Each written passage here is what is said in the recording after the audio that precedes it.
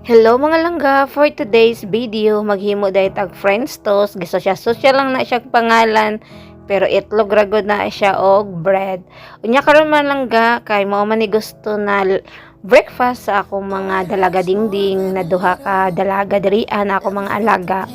Di ato siya lang pagbigyan atong himuan og French toast with butter. Unya, ako dati na siyang butang itlog, isa ka buok, and then gutan ako fresh milk with satay na dayon na powder.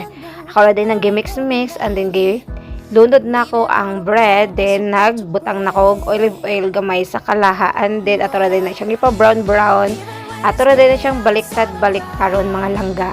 Og pagkahuman na ng mga langga, butangan na po dahil nato siya gamay og butter. And then pagkahuman, butangan dahil nato siya og mozzarella cheese.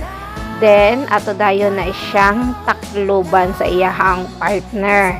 Mo ni ilang gusto na breakfast